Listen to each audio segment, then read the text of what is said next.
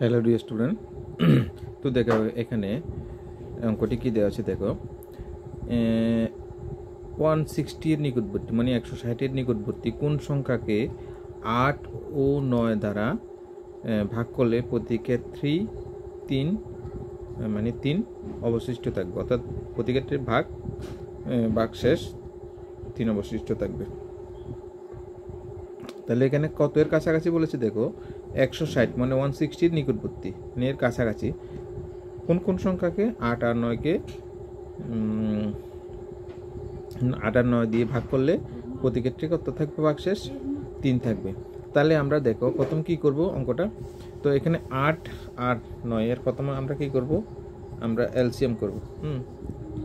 তাহলে 8 আর 9 এর এলসিএম কত হবে, যেহেতু এখানে এলসিএম হবে না তাহলে 8 × 9 কত, 72।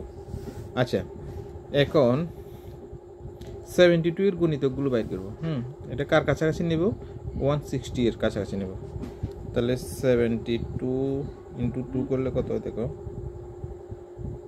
× 2 করে দেখো এখানে 4 হবে, 4 × 14। আচ্ছা, 72 × 3 করলে কত হয়, দেখো 621। তাহলে এটা বেশি হয়ে যায়, 216টা একটু বেশি হয়ে যায়, 160 থেকে বেশি হয়ে যায়। তাহলে এটা বাদ, তার মানে এটা হবে।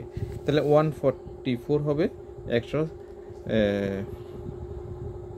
মানে এইটা 160-এর কাছাকাছি।